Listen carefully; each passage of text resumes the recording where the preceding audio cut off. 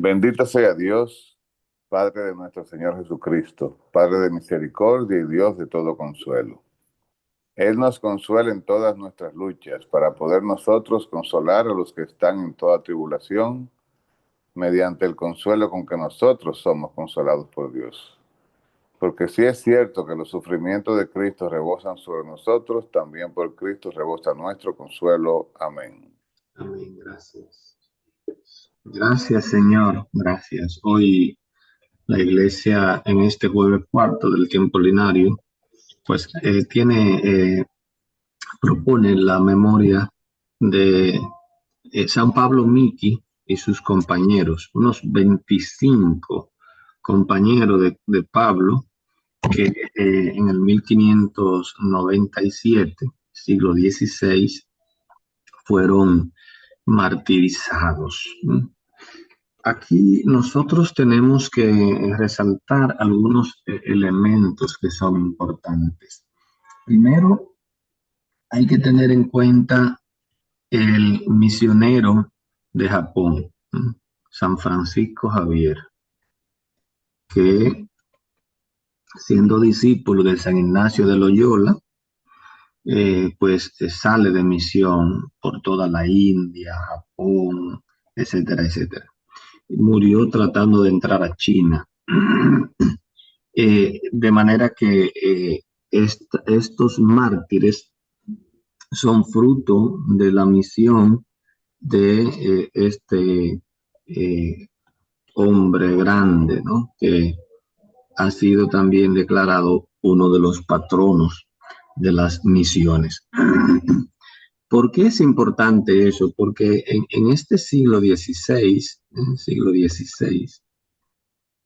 justamente en el siglo que, pues, Lutero, 1517, se declaró protestante y decide alejarse de la iglesia, funda su propia iglesia, los luteranos en Alemania, y de ahí, pues, esa gran división de la iglesia.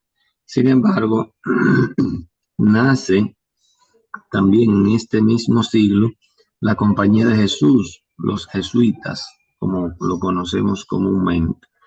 Y dentro de los jesuitas, este gran misionero que fue San Francisco Javier.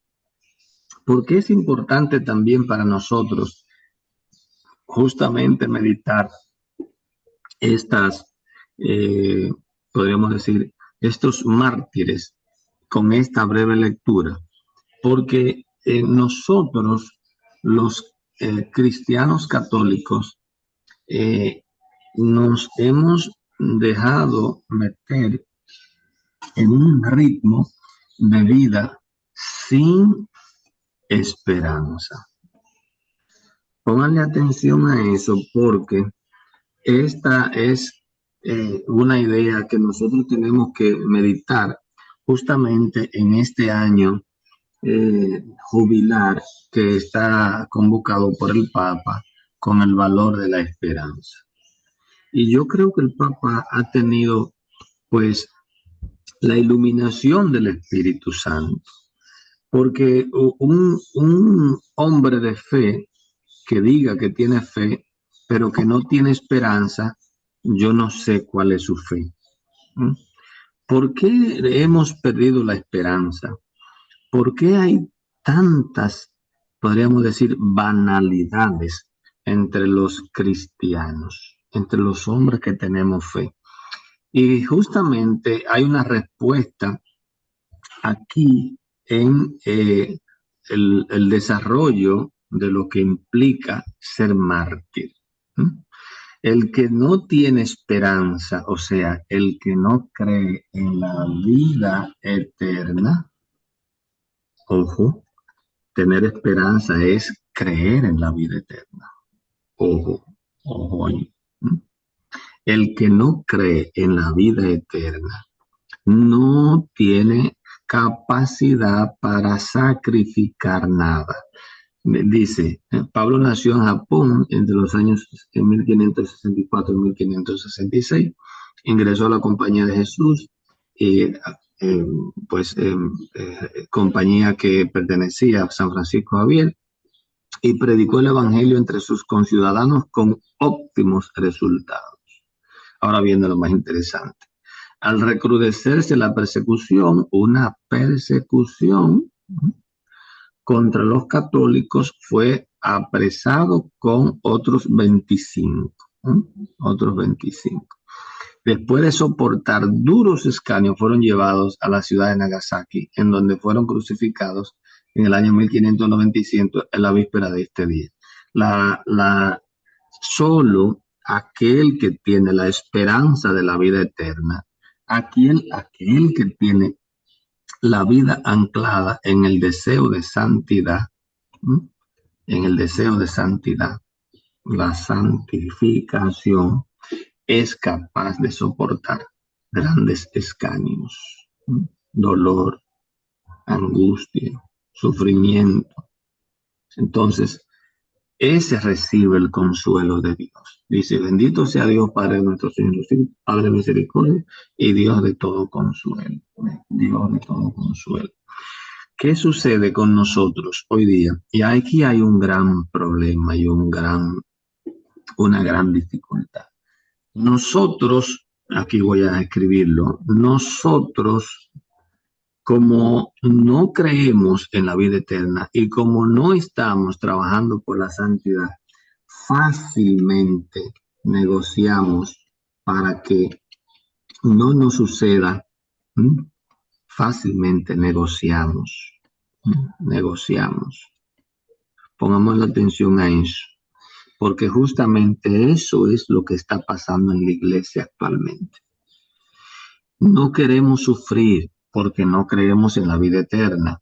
No queremos sufrir porque no estamos anclados en la santidad. No queremos sufrir porque no tenemos la esperanza necesaria. Y por eso estamos en la mejor disposición de negociar.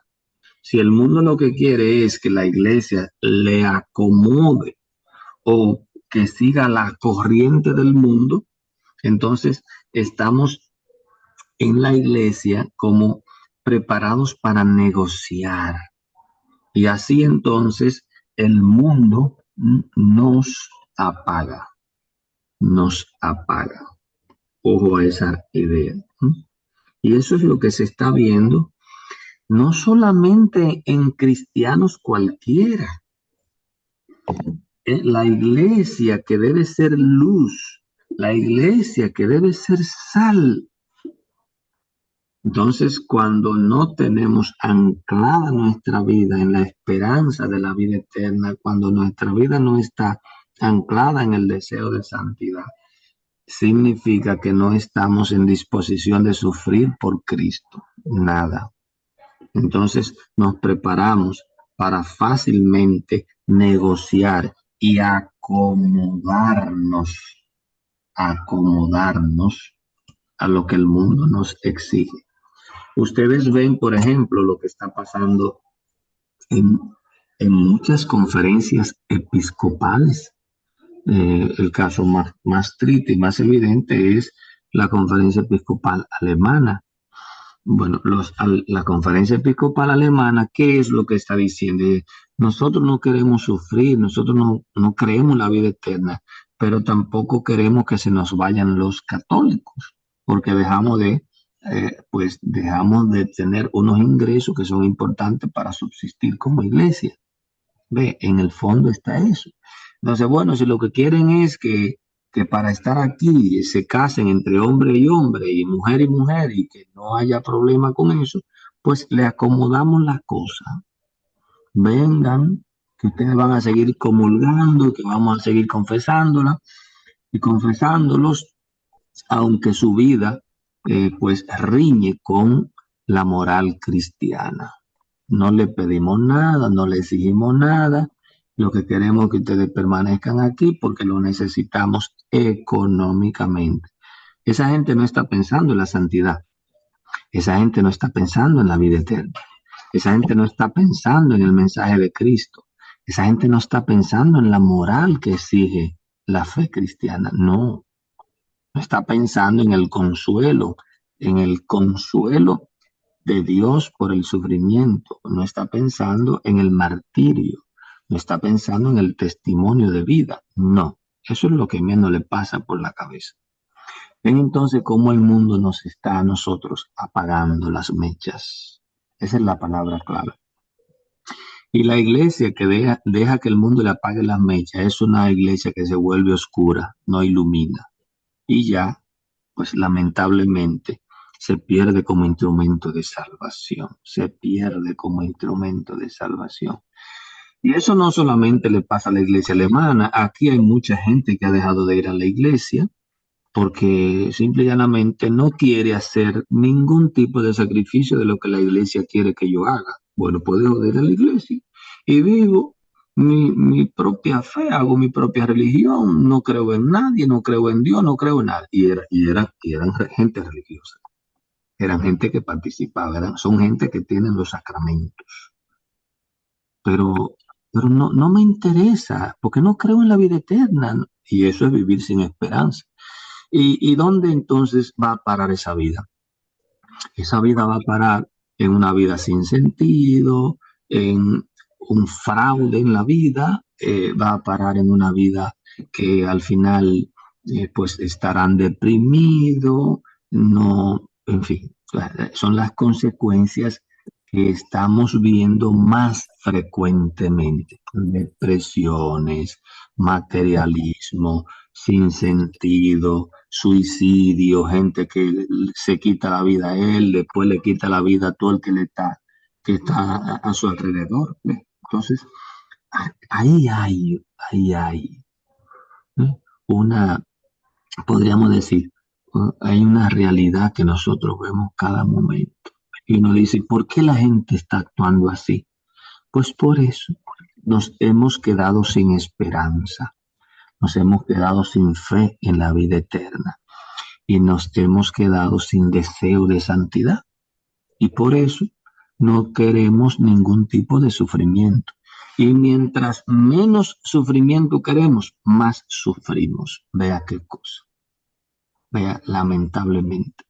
Porque el quedarse sin sentido, el quedar en una vida sin esperanza, no hay una cosa que genere más sufrimiento que eso. Que el Señor nos ayude a nosotros de verdad a detenernos a pensar en este día del martirio de Pablo Miki y sus compañeros en la realidad de mi ser cristiano, de mi testimonio de vida. Que Dios nos regale su Espíritu Santo. Amén.